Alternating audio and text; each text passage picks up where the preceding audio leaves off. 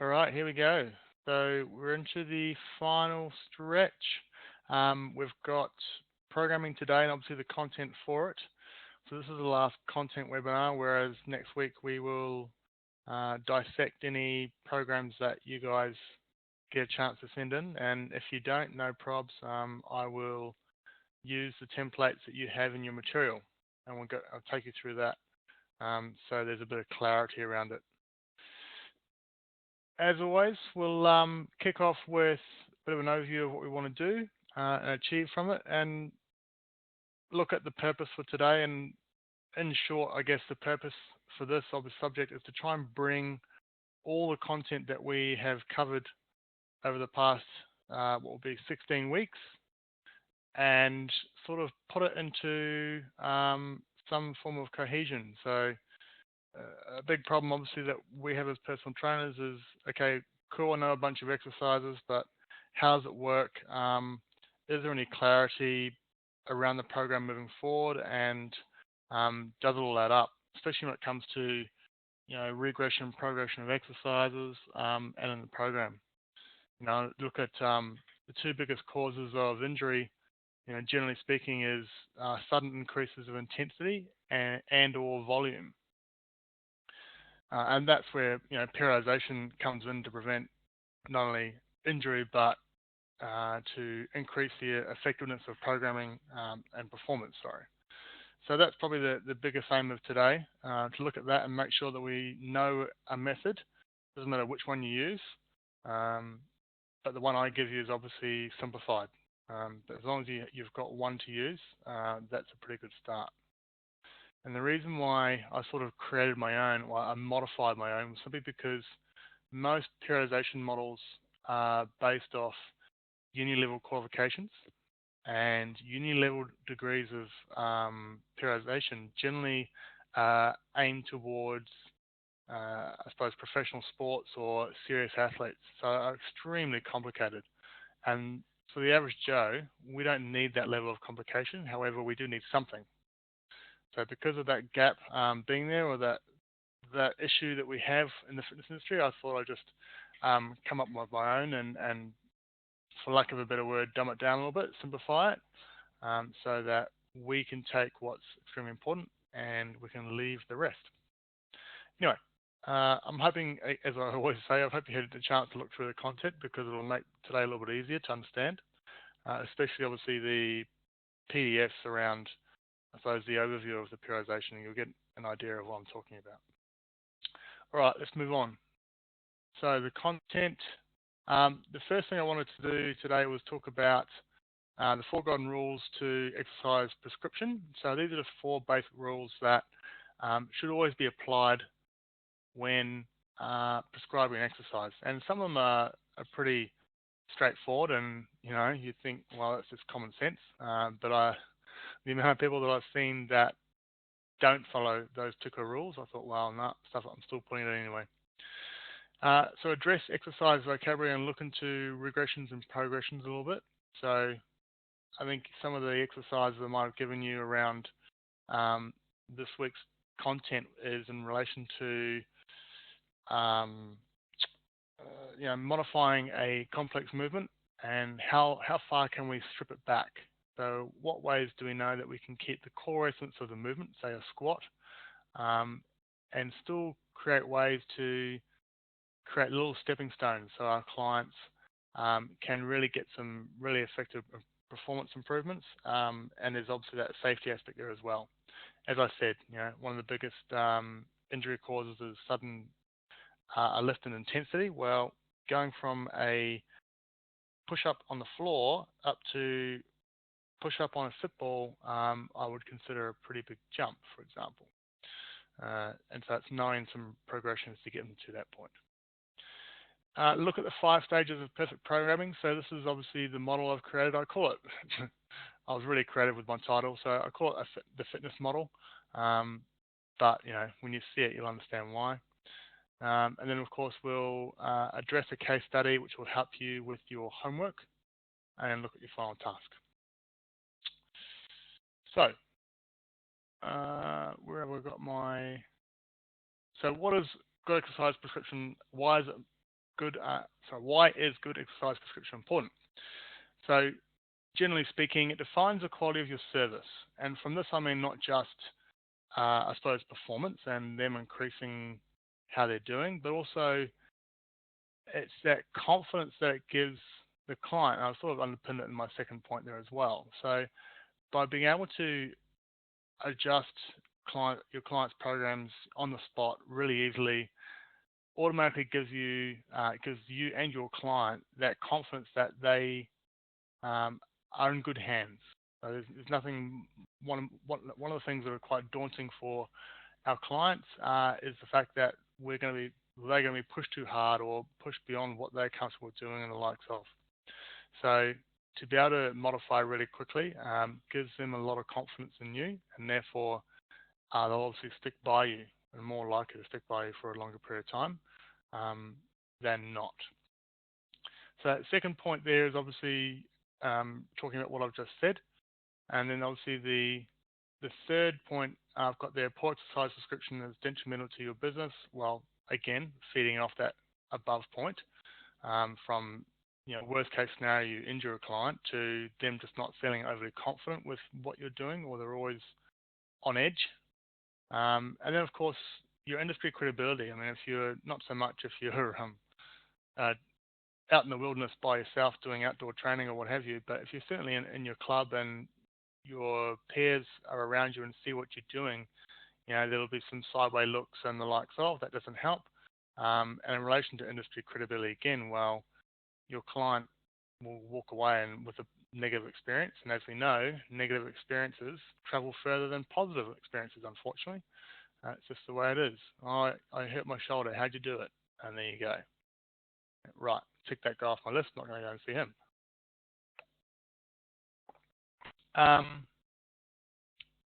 Why am I missing? Excuse me, sorry. I probably just got them out of order there. Okay. So to help with this, what we've just talked about, it's the reason why I came up with these goals. And as I said, some of them are pretty straightforward, and some of them we might not have thought about exercises that we've learned. So I'll take you through them now. If you can't demonstrate or explain the exercise, then don't prescribe it. So there's some common sense where we know that one. It's pretty straightforward. If you don't know the exercise inside out, then don't prescribe it. And so by inside out, I am referring to the concept that, well, I've just watched this exercise where I've been looking up regressions for a push-up, and I've seen a cool version on YouTube, and now I'm going to go prescribe it. Well, I wouldn't necessarily call that as you knowing the exercise inside out. By that I mean you need to experience it not only just once but several times, because you don't get the full gist of a particular exercise or strength movement in particular until you've done it a fair bit and you know how that exercise goes under fatigue, you know how it goes when you are fresh, and along with that obviously it becomes, well, do you know the sort of intensity that it brings? What's the goal of the exercise? Well, we should understand that one. What are the stability requirements? Again, muscles targeted, well, that's sort of in line with a goal.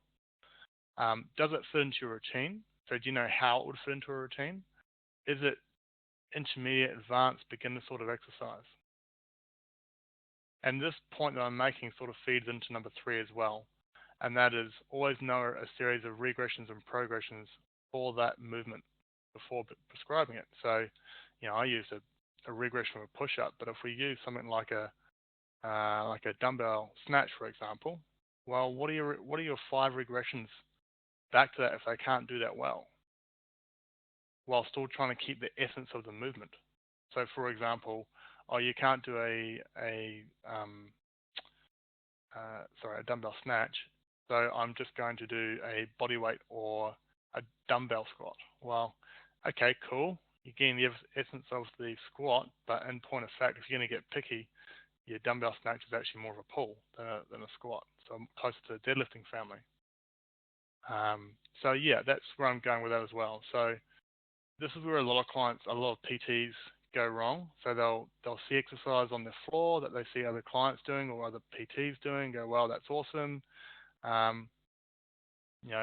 feel free to jump on board with it and do it, but don't prescribe it until you've had a real good play with it and you know exactly what your client's going to be going through, especially so you can relate that back to, you know, their initial assessment and, oh, actually, no, their scaps are pretty weak, so maybe I shouldn't give this one a go.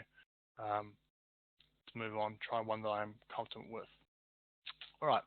And only prescribe the movement if it is specific to the needs of the client. This one's obviously a bit grey and open for debate, and I put this one in reference to the average Joe. And I say that in reference to the average Joe because we have such minimal time with our clients that we don't have the luxury of prescribing a heap of movements that, okay, cool, they're going to get their heart rate up, but it's not very specific to what they actually need.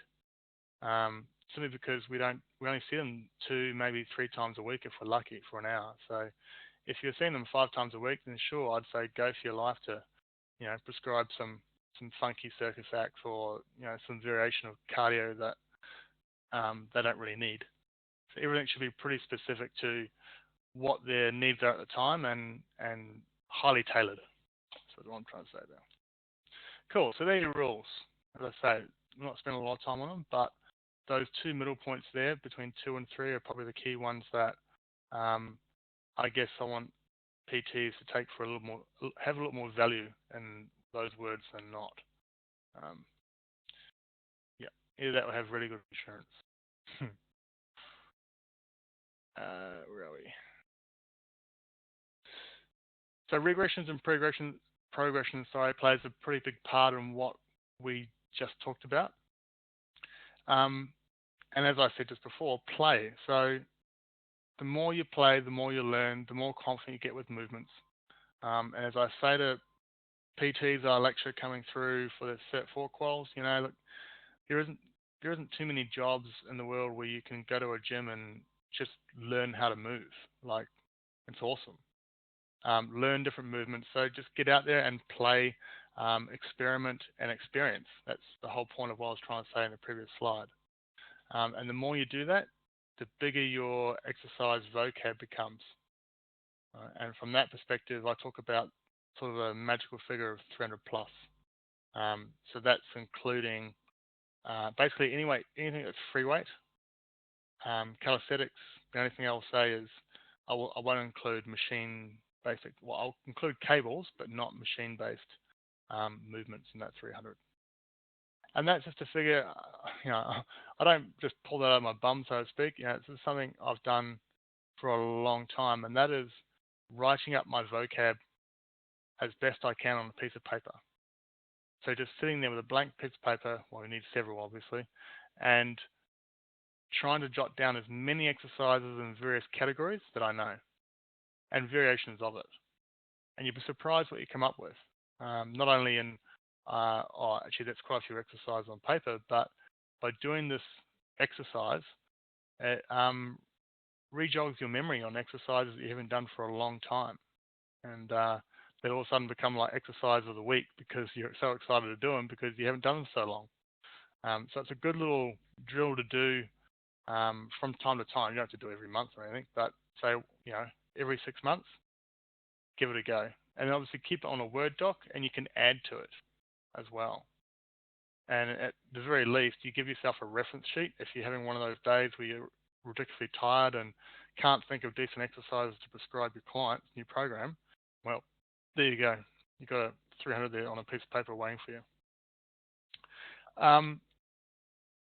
So, and the key point behind small progressions or regressions and progressions is the fact that if you gently progress a client, it has a couple of really good points to it, or really, really important aspects to it. One is obviously it rapidly increases the success of your client.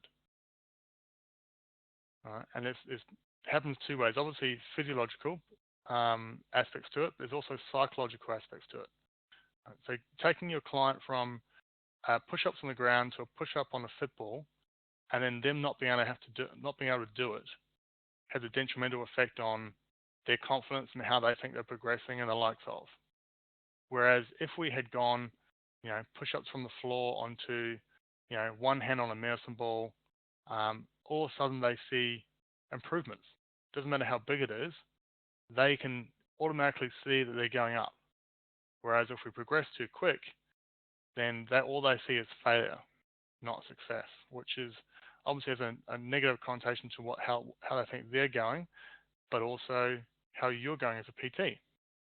Oh, well, he still hasn't got me up to a push-up on a football or something more advanced. They don't know that there's 6 or 7 different regressions you can do between those two exercises.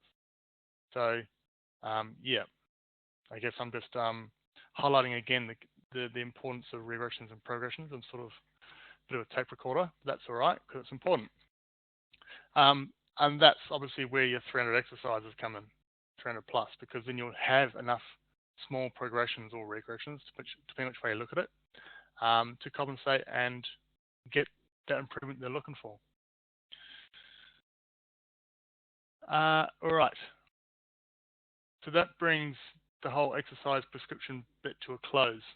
I hope that sits well, and I'm pretty straightforward stuff. It makes sense, and it's just whether or not you want to take it on board or not. Really, it's I decided to, whereas I know a lot of PTs are quite happy to sit in the comfort of what they know and not really push themselves to learn, so to speak, increase their knowledge base. All right, periodization. Let's go over a quick overview for a slide, and then we'll get into the stages of it. So why periodize? A little bit like how I introduced the webinar. Creates clarity, gives the training direction, increases the likelihood of achieving the goals, simply because you've got some accountability. They know exactly where they need to be, what they need to do at what particular time, day, month, year. Allows us to monitor intensity, where our clients have been, where they are at, and where they are going. That's a pretty critical point as well when it comes to what's the worth of mapping out someone's training. And of course, by monitoring that, you can then prevent over or under training. You can monitor how they're going and see how the results are progressing. Cool. And the model that I've given you here, it should look, some of it might look reasonably familiar. So in particular, obviously the first one. So that whole concept of strength through stability, which is all throughout our corrective exercise content, pretty much come and plays in for the opening stage of your periodization as well. Look, it's pretty important, as we know, and if you've bought into this program and my methodologies that I've given you guys here, then obviously it will make sense.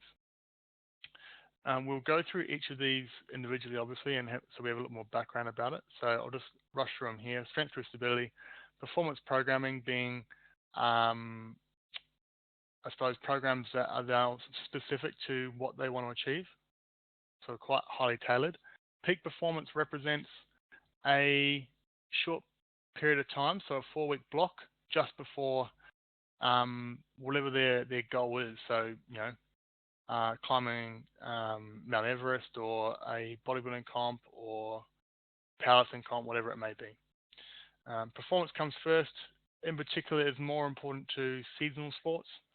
So that is in relation to if you've gotten to the start of the pre-season or the start of the season, and then obviously you've got some training that needs to occur during that period. And a typical, field sports season would last between 4 and 6 months. And then refresh, as it says there, it's all about the recovery at the end of the performance or season. Okay, so your key points for strength through stability.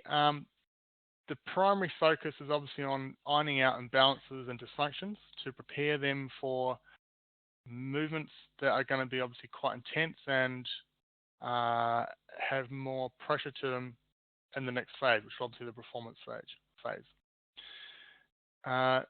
Along with that, depending on where they're at with their training age, you're obviously teaching them how to move as well. So correct teach movement techniques. If they're a strength athlete, then we need to teach them how to squat really, really well before we can load them up with some ridiculous sort of weight. So it's, these are key aspects themselves that we already know.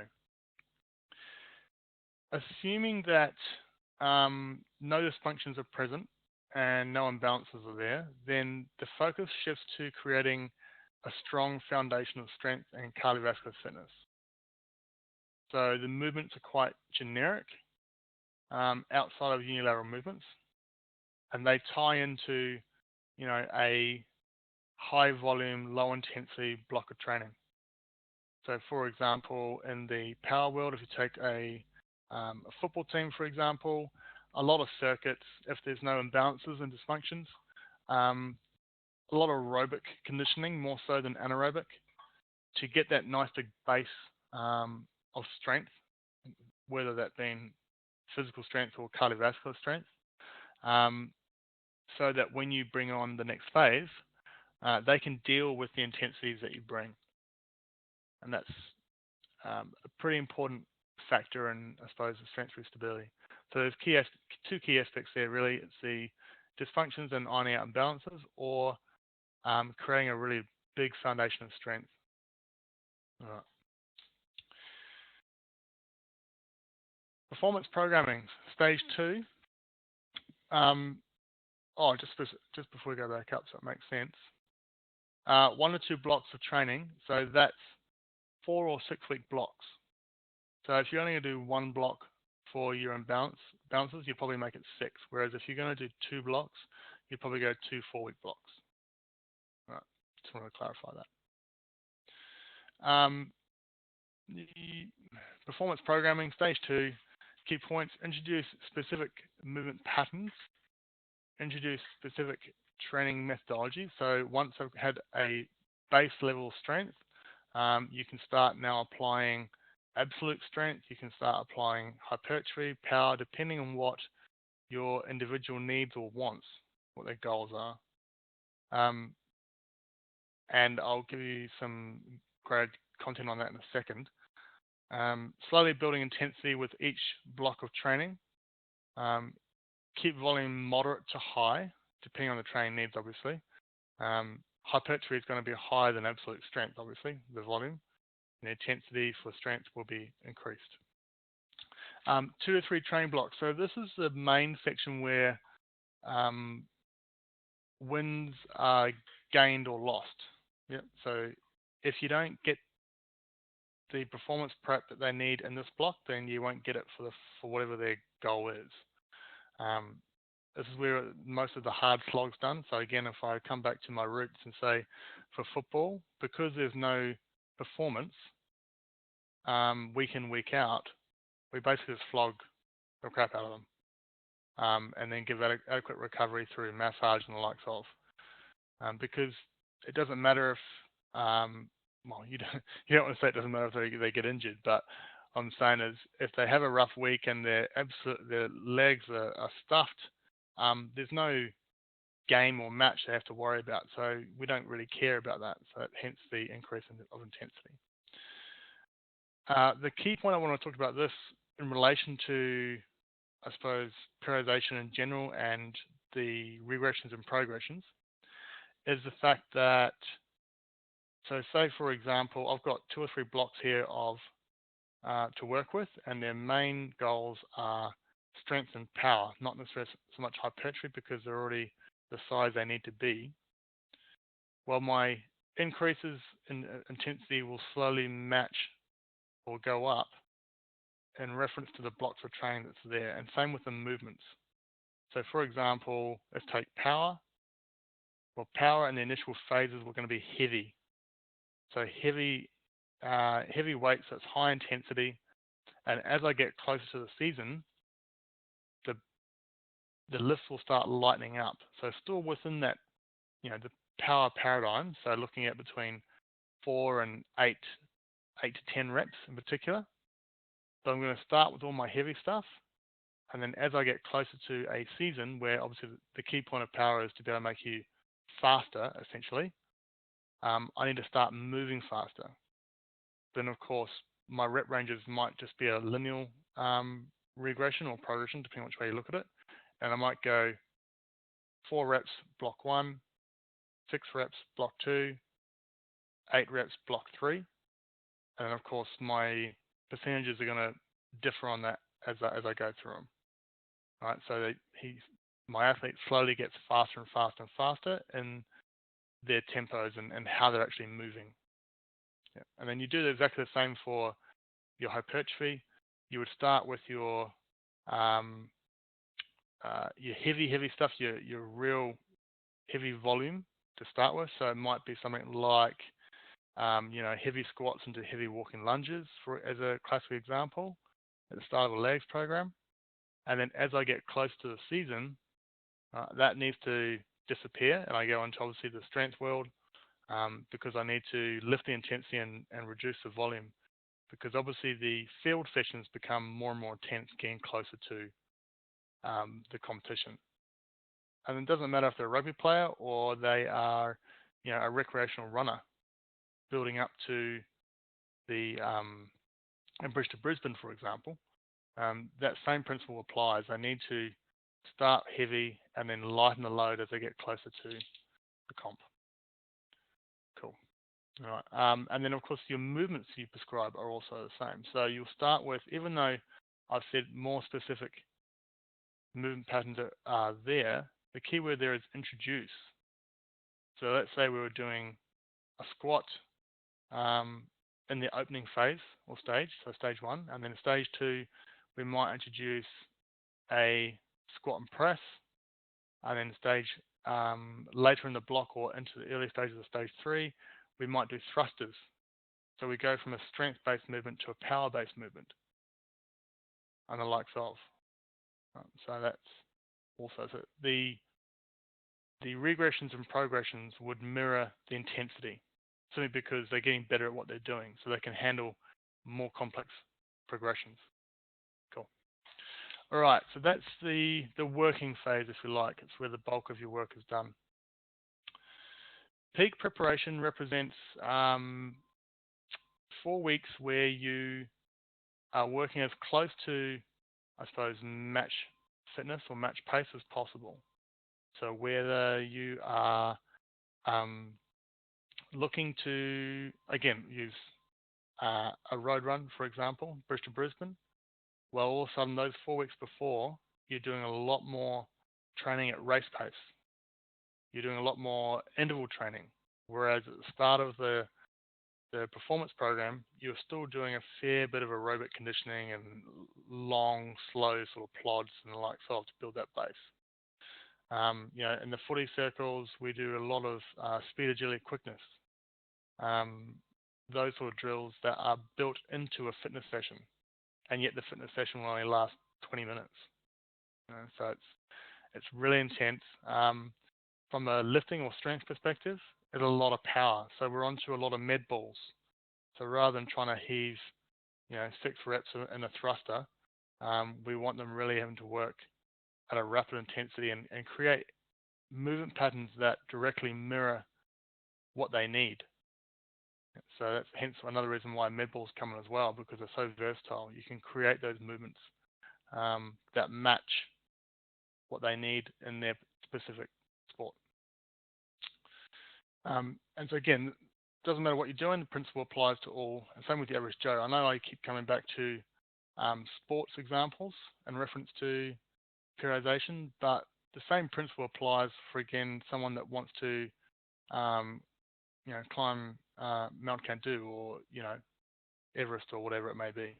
The principle is the same. Start heavy and slow, and then obviously you build them up leading up to it. They have to freshen up. You don't want to give them a heap of volume just before they take off and fly overseas to do the walk or the march. As I said, 4 weeks, high intensity, low volume. Excuse me.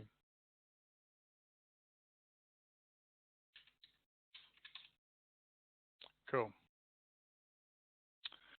All right, so if they're working to a singular event, this phase doesn't count. You sort of skip it. It's not that important. In fact, it just doesn't work.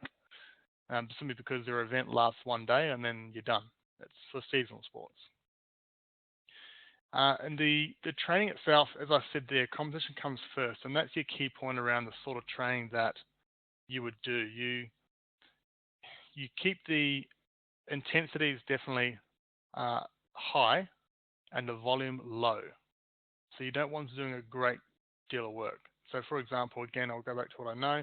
In footy, we would expect at least a 10% downturn in intensity in what they can do in the gym. Simply because they were sore, they were tired, they were fatigued from the game.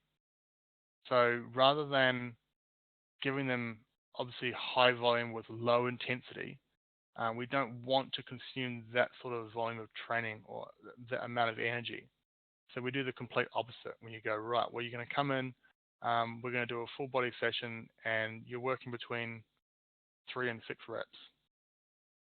Right? So that way, you're not going to lose those precious gains you made in the off season, and you can keep, well, not as much anyway. You're always going to have a downturn in performance in the gym, for example, by the end of the season. But it limits that decrease in performance as much as possible. Plenty of rest between sets, because again, we're not trying to fatigue them. We're just trying to maintain that strength and power throughout the season. So that would be the general rule of thumb for most contact sports.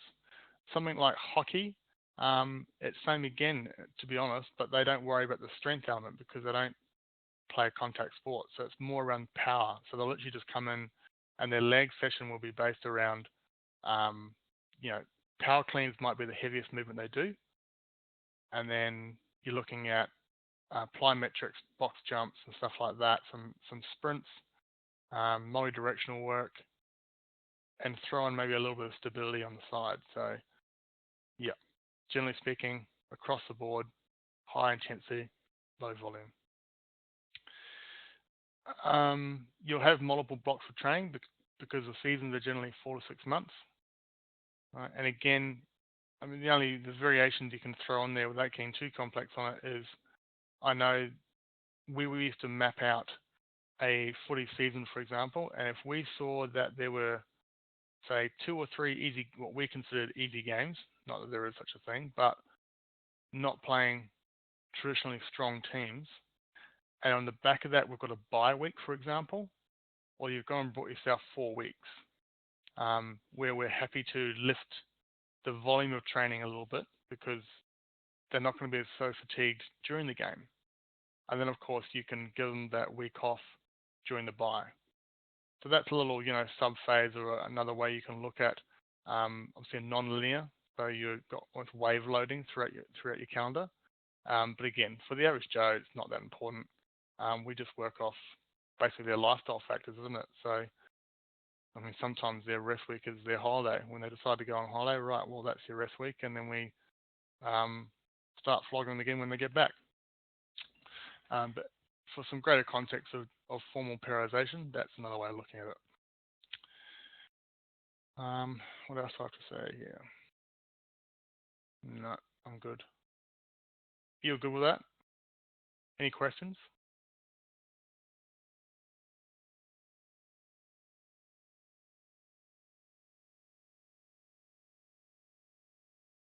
Sweet. Okay, let's move on.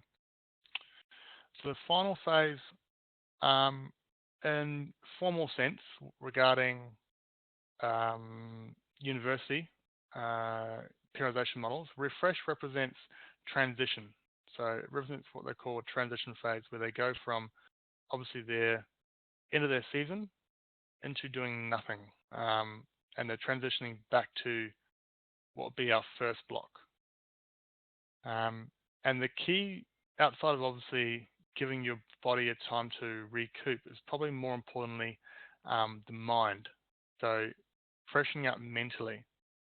And again, professional sports is a little bit different from amateur, simply because when they go to their training club or venue, sport, whatever they play, they're there, generally speaking, a couple of times a day. If not, they stay there all day, train, and then go home.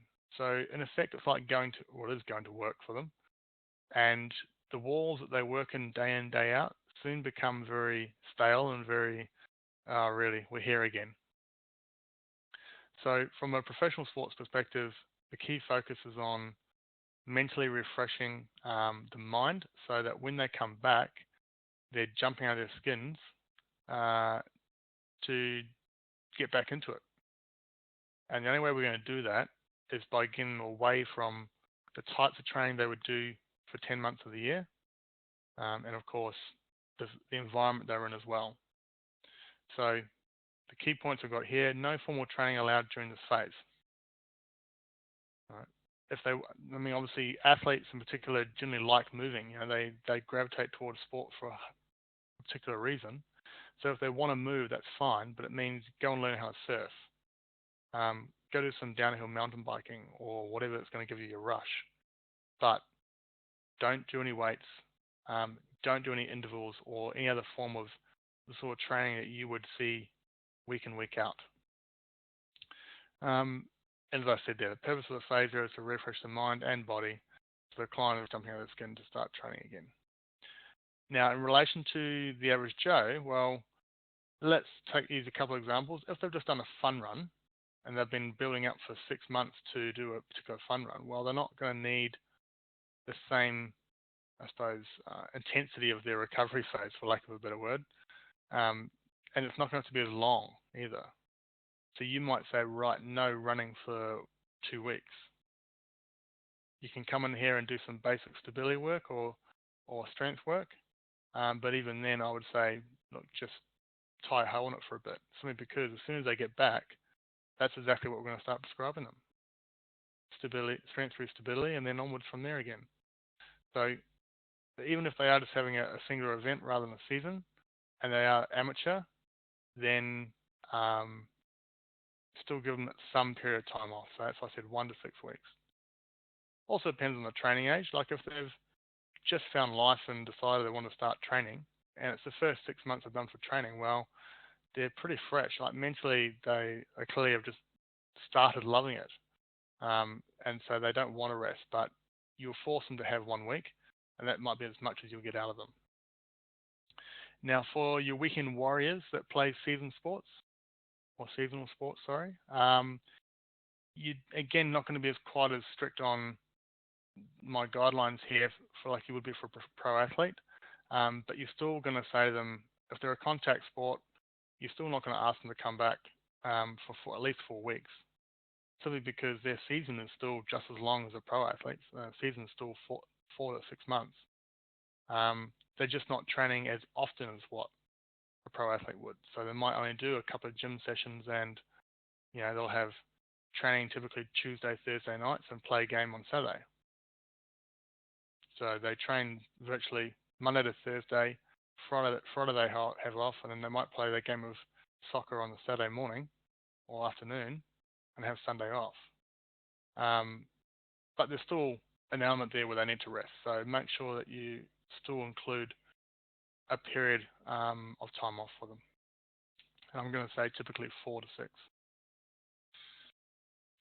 So that's that. It's again pretty straightforward. It's not really rocket science, that one, but certainly very important. And I've created a little chart here. You guys would have seen this in your content as well. I guess the key point here to note is I haven't, because you guys I haven't got it on these slides here, but I gave you some content on an active rest versus rest. So I'm talking about weeks off between blocks. So once I've finished their block of training, you give them a week off as such. And the difference between an active rest and a rest is very simple. Active rest, they are doing some form of work during that week off. And that can be anything from aqua sessions, yoga, the likes of, right through to they might still do the same form of strength training, but you heavily reduce the volume. So let's say we might be doing, 4 sets of 8. Well, in your recovery week, you would bring that right down to 2 sets of 8, or might be even 2 sets of 6, to give the body just a gentle period of rest off before they start up again. So what I've created here is a table with the various types of people you might have. Now, obviously, social resistance training is our typical client that might train 3 or 4 times a week. And they're, because of the types of clients they are, and they generally aren't very experience in the weights room, we don't really change the intensities or the volumes that much. So we would sort of hang around the moderate, and maybe once a week we might do some hit with them or the likes of, but for the most part. Then of course, number of consecutive weeks we can train them, we can definitely we can get by with 6. They don't need that rest, especially because they might come in 3 or 4 times a week, but that's all they do. That's literally just 3 to 4 hours of training a week, not a lot. And then even then, when you're giving them that recovery week, it's active, it's not passive. So you might give them some yoga and, as I said, some aqua. Weekend warrior, similar to the average resistance trainer in the gym, only they love running, so they might do 4 to 5 hours a week running and then 1 hour in the gym as some gentle strength work. And again, they're plotters, so generally speaking, they like to try and keep the intensity low and the training volume high. You would drop that from 4 down to 6 though. Weekend warrior triathlete, 10 hours a week, just simply because of what they have to cover. Again, low to moderate and high. And you still work within a 4-week period there. And it's still just active. Like you notice all of these guys are active. So the only person I would really prescribe an actual rest phase to would be a professional athlete, in my opinion, where they just do absolutely nothing. And even then, to be honest, pro athletes will still definitely go and do, mobility sessions or an aqua session, just because it's good to the body responds well to it as a form of recovery. So yeah, 10 hours a week goes up quite considerably. So it just means that the volume of work you're doing there is still definitely minimal, and they wouldn't do a lot. Interesting for a triathlete, because they spend so many hours in the pool, well, you'd also have to debate send them to a pool to do like an aqua session.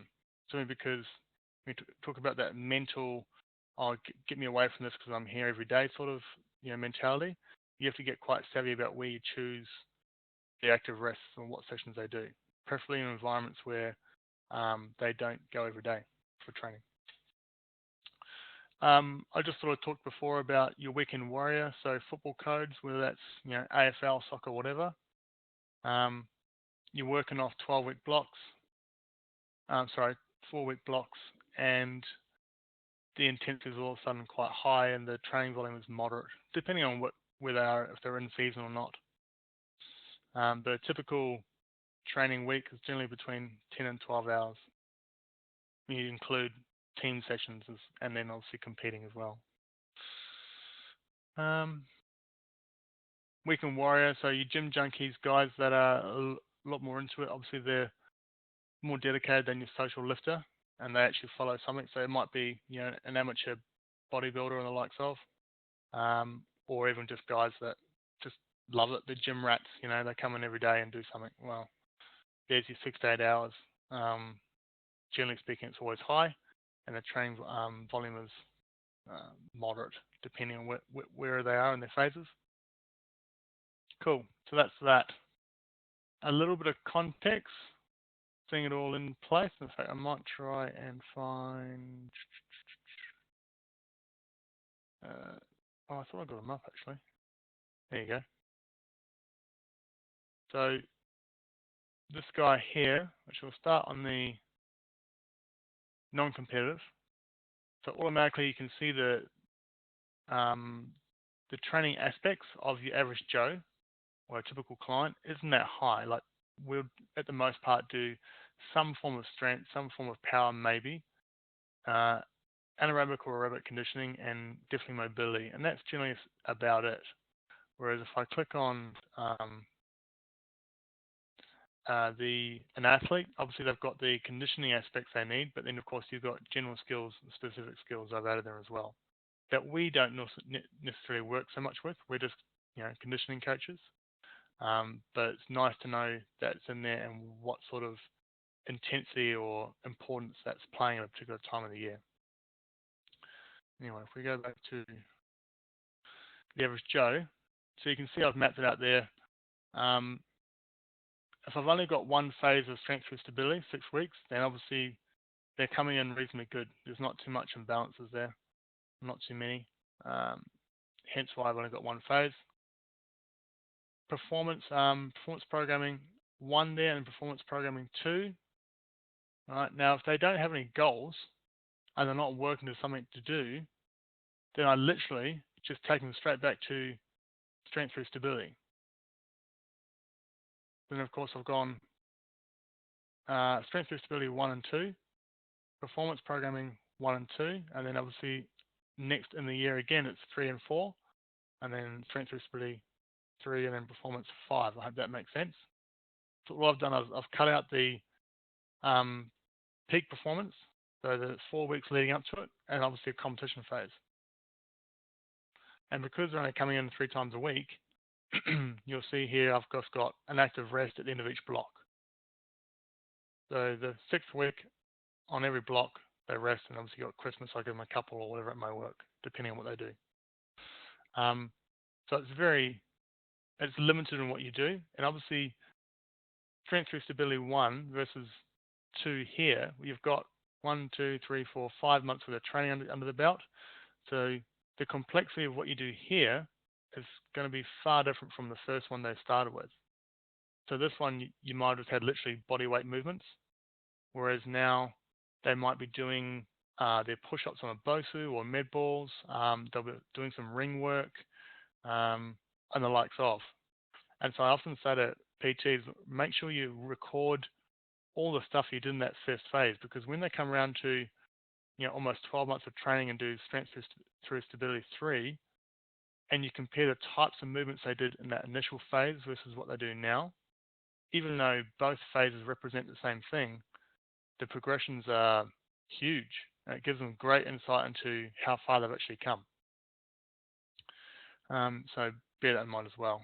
So performance programming 1 might be more around functional basics, what I've written here. Whereas by the time they get to performance program 5, it's advanced functional. So they've come a long way with obviously 1, 2, 3, 4 blocks of functional training. And by the time they get to their 5th, they might be looking at, thrusters and Olympic lifts and stuff like that as well.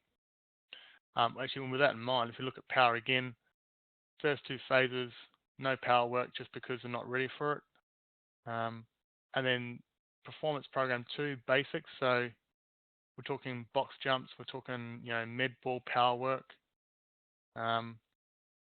For when they come back through the strength through stability 2, not a greater focus. So if you look down the key, I've got it in green, low focus, but you still might be doing, some, again, like med ball chest throws and stuff, as to complement their advanced corrective exercise. Any other abnormalities? Obviously, I've combined the 2 here at the end of their program. So moderate focus on functional training and a greater focus on power, because at that stage they'll have the ability to, because they're strong enough, and obviously they've done a fair bit of functional stuff leading in. So you have the opportunity to really rock their world with more advanced movements, assuming they were just as dedicated throughout this time. And I suppose the last one here that's of particular importance would be the just the aerobic. So going from aerobic and then moving into anaerobic. So you go here, basic aerobics, intermediate aerobic, and then they move into some basic anaerobic. So a classic example of that might be just some, 30 on, 30 off on a bike, for example. Whereas when you get into intermediate, you might be doing shuttle drills and the likes of. So it has a greater demand. Start using some sleds and the likes of. Because at that stage, they will build that anaerobic base and they won't vomit on that first session. So again, coming through, pretty consistent. And then I go back, when they're going back to the strength through stability phase, we go back to the aerobics. So you can sort of see it once you're reading it and you understand how you're reading it, you can see it mirrors up and it makes sense. At least I hope so, anyway. And just quickly through this last one, obviously this is for an athlete moving through, and you can see here there's far less chopping and changes of blocks. It's just as I showed you initially. So one phase of strength through stability, performance 1 and 2, 4 weeks leading up to the competition, and then I've blocked out 1, 2, 3, 4, 5 months for your competition comes first, where they're competing, and I've given them 4 weeks off before we go back into the start of what would be strength through stability 2. And then that would be 2, and then that would be 3. That makes sense? And again, just like the client we did in the last program, each year they progress. They progressively get better and better and better.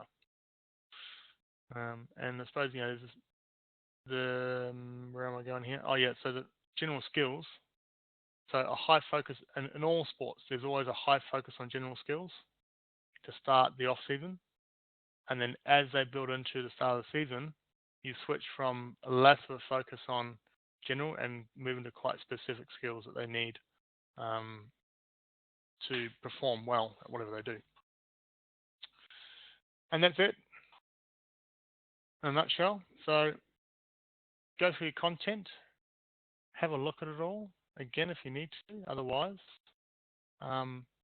here's your task: create a 6-month training overview on a table. I think I've given you a template too you can use. Yeah, I'm pretty sure of that. So in your tasks document, you will have a client with some goals, I believe. So then what you do is create 6-month overview of training, and then just give us, doesn't have to be 400 words, but as many words as you think you need to explain the program. Be sure to outline your periods of rest and all the conditioning attributes that are important to the client and what importance they are at the different stages of the year. So again, just put some context behind.